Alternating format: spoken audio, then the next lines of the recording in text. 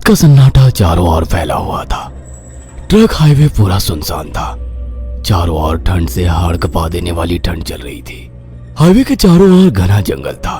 उसी हाईवे पर एक मर्सिडीज दौड़ रही थी। उसमें 3 लोग सवार थे, राहुल, निधि और उनकी 10 साल की बेटी तानिया। राहुल अपने दोस्त सैफ के घर ईद की पार्टी में शामिल होने के लिए गया था और पार्टी करके घर लौट रहा था। निधि ने मुस्कुराकर ड्राइव करते हुए राहुल से कहा, कुछ भी कहो राहुल, आज तो ईद की पार्टी में मजा आ गया।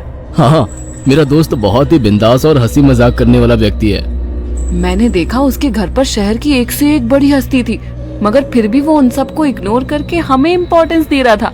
हाँ, देगा क्यों नहीं, आखिर मेरा दोस्त जो है। सच में राहुल, अमेरिका से इंडिया लौटकर बहुत अच्छा फील हो रहा है। वैसे तुम्हारा दोस्त सचिन अभी तक नहीं आया अमेरिका से? निधि की बात सुनकर राहुल चौंक कर बोला, ओह शिट यार, उसका फोन आया था कि वो इंडिया आ रहा है। उसने बोला था कि मुझे एयरपोर्ट पर पिक कर ले। निधि बहुत नाराज होगा वो। कोई बात नहीं, उससे बोल देना कि तुम्हें बिल्कुल याद नहीं रहा और फिर तुम्हें सैफ की इनवाइट की हुई ईद पार्टी में भी तो शामिल होना था। निधि ने इतना बोला ही था कि उसकी बेटी तानिया ने अपनी माँ की ओर देखकर कहा, मुझे भूख लगी है माँ, और प्यास भी।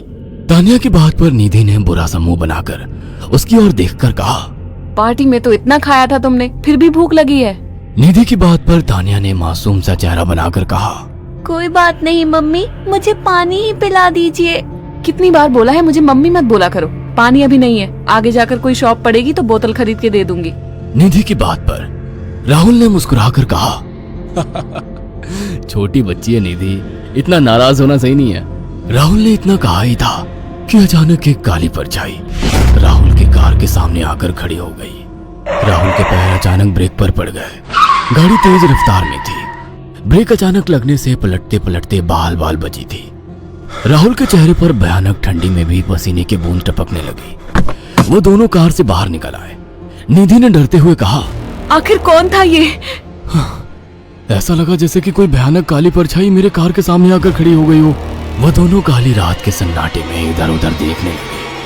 तभी निधि को एक घने पेड़ के पास दो चमकीली हुई आंखें दिखाई दी। उसकी आंखें बिल्कुल भेड़ियों की तरह लग रही थी। निधि ने चीखते हुए राहुल से कहा, राहुल देखो कौन है वो, जल्दी से गाड़ी में बैठो, मुझे बहुत डर लग रहा है। राहुल ने उस तरफ देखा तो उसके रोंगटे खड़े हो गए। वो दोनों गाड़ी के अंदर बैठने ही वाले थे कि अचानक एक अजीब सा चेहरा वाला भयानक सा आदमी बिजली की रफ्तार से उनके सामने आकर खड़ा हो गया। राहुल ने देखा कि उसका चेहरा बिल्कुल सड़ा हुआ था और उसकी आंखें भेड़िए की तरह चमक रही थी। उसके लंबे लंबे बाल उसके कंधे तक आ रहे थे और उसके दांत भेड़िए की तरह बाहर की ओर निकल रहे थे। हाथों की जगह नुकीले पंजे थे। राहुल को देखकर अजीब से अंदाज में हंसने लगा, मगर जैसे ही राहुल की नजर उसके कपड़ों पर गई, राहुल की आंखें फटी की फटी रह गई। वो हकलाते हुए बोला, भाईजान, भाईजान, मुझे माफ कर दो, मुझे छोड़ दो। राहुल ने इतना कहा ही था कि अचानक उस अजीब से दिखने वाले भयानक आदमी ने अपने पंजों से राहुल की गर्दन कसकर पकड़ ली और एक ही सेकंड में उखाड़ कर जमीन पर फेंक दी। राहुल के धड़ से लाल रंग का खून का फुहारा फूट पड़ा। इस भयानक मंजर को देखकर निधि के गले से एक जोरदार चीख निकल गई। निधि इससे पहले भागती कि अचानक उस भयानक दिखने वाले आदमी ने निधि को पकड़ लिया और अपने नुकीले पंजे उसके पेट में गड़ा दिए और उसकी अतड़ियां बाहर निकाल दी।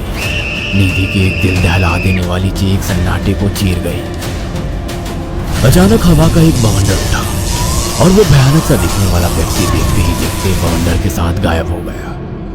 तानिया ने डरते डरते निधि के मोबाइल से पुलिस और सैफ को बुला लिया और कुछ ही देर में वहां चारों ओर पुलिस की गाड़ियां थी। पुलिस ने राहुल के दोनों दोस्त सैफ और सचिन को वहीं बुला लिया। इंस्पेक्टर अर्जुन ने दोनों से कहा, मैंने ऐसी हत्याएं अपने करियर में कभी पहले नहीं देखी। ये काम तो ना किसी जानवर का लगता है, ना ही किसी इंसान का। सचिन कपकपाती हुई आवाज में बोला, आप कहना क्या चाहते हैं? कुछ कह नहीं सकता। जिस किसी ने भी इन दोनों को मारा है उससे एक बात तो साबित होती है कि वो इन दोनों से हद से ज्यादा नफरत करता था। अब सारी सच्चाई तो ये बच्ची ही बता सकती है। इतना बोलकर इंस्पेक्टर अर्जुन तानिया के पास चला गया, जो बेहद डरी हुई थी। तानिया ने आंखों देखी सारी घटना इंस्पेक्टर अर्जुन को बता दी। तानिया की बात सुनकर इंस्पेक्टर अर्जुन कंफ्यूज चेहरा लेकर मोबाइल पर किसी से बात करने लगे। सचिन इंस्पेक्टर के पास आ गया और सैफ भी डरता हुआ इंस्पेक्टर अर्जुन के पास आकर बोला, क्या हुआ इंस्पेक्टर? तानिया ने क्या बताया? उसने जो बताया वो काबिल यकीन नहीं है। उसकी बात पर किसी भी तरह से यकीन नहीं किया जा सकता। फिर भी कुछ तो बताया इंस्पेक्टर। हाँ, उस बच्चे के मुताबिक एक भूत ने निधि और राहुल को बड़ी बेदर्दी से मारा है। इंस्पेक्टर की बात सुनकर दोनों बुरी तरह से चौंक गए। क्या मतलब है इस बात का? बच्ची बेहद डरी हुई है। हम आगे की तफ्तीश जारी रखेंगे। निधि और राहुल तो चले गए, अब तानिया को मैं रख लूंगा। नहीं, राहुल मेरा अच्छा दोस्त था। तानिया अब मेरे साथ रहेगी। देखिए, बच्ची के माँ बाप अब इस दुनिया में नहीं है और आप दोनों भी शादीशुदा है। मुझे नहीं लगता कि आप दोनों बच्ची की सही से देखभाल कर सकते हैं। मेरी कोई औलाद नहीं है। मैंने अपनी पत्नी को फोन कर दिया है, वो भी IPS ऑफिसर है। ये बच्ची आज से मेरे साथ रहेगी। उसका मासूम चेहरा मेरे दिल में उतर गया है। अब तुम दोनों जा सकते हो। पूछताछ के लिए मैं जब भी तुम्हें बुलाऊं तुम दोनों आ जाना। इंस्पेक्टर ने ये बात बोली ही थी कि अचानक वहां पर मौसम बदल गया। चारों ओर काली घटाएं छा गई और एक भयानक बवंडर उठा और देखते ही देखते सब पुलिस वालों के सामने वो भयानक चेहरे वाला आकार सबके सामने खड़ा हो गया। उसको देखकर सबके रोंगटे खड़े हो गए। देखते ही देखते उसने अपने भयानक पंजे सैफ की आंखों में डालकर उसकी आंखें निकाल ली। सैफ ने चीखते हुए वहीं दम तोड़ दिया। उस भयानक आदमी को देखकर सचिन उसके पैरों पर गिर गया। तुम तो भाईजान से कपड़े पहने हो। मैं समझ गया, तुम भाईजान हो।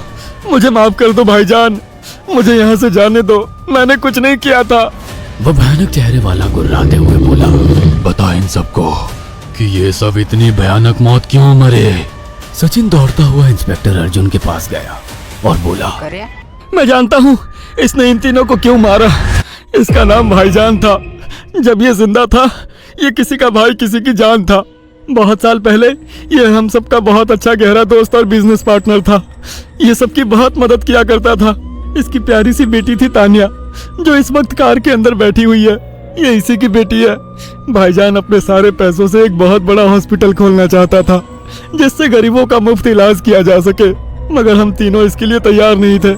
हमारी नीयत उसकी दौलत पर खराब थी और एक दिन हम सब धोखे से ईद के दिन भाईजान को यहाँ ले आए और इसे मारकर फेंक दिया। तो फिर तुम सबने इसकी बेटी को क्यों जिंदा छोड़ दिया? हमें बाद में पता लगा कि भाईजान ने सारी जायदाद अपनी बेटी के नाम कर दी है, इसीलिए हमने भाईजान की पत्नी को भी मार दिया। और तानिया का तुम 18 साल की उम्र पूरी करने का इंतजार कर रहे थे ताकि सारी जायदाद अपने नाम करा सको और बाद में उसे भी ठिकाने लगा सको। इसी के लिए तुम दोनों इस मासूम बच्ची को अपने साथ रखने की जिद कर रहे थे। जी, आपने बिल्कुल सही कहा। हम तानिया को भी इसी जगह लाकर मार देते। सचिन की बात सुनकर इंस्पेक्टर अर्जुन की आंखों में खून उतर आया। इंस्पेक्टर अर्जुन के कुछ कहने से पहले ही भाईजान बिजली की रफ्तार से इंस्पेक्टर अर्जुन की आंखों के सामने से सचिन को पकड़कर ले गया और उसके शरीर के टुकड़े टुकड़े कर दिए और हवा में उठे एक तेज बवंडर के साथ गायब हो गया। सारी घटना इंस्पेक्टर अर्जुन की आंखों के सामने हुई थी। तानिया को इंस्पेक्टर अर्जुन और उसकी पत्नी ने अपनी बेटी की तरह पाला। अगर आपको हमारी ये कहानी पसंद आई हो तो इसे लाइक और शेयर करना ना भूलें। साथ ही ऐसी और नई कहानियों के अपडेट्स पाने के लिए हमारे चैनल अक्षु टीवी को जरूर सब्सक्राइब करें। नेक्स्ट पार्ट के लिए इस चैनल को सब्सक्राइब करें।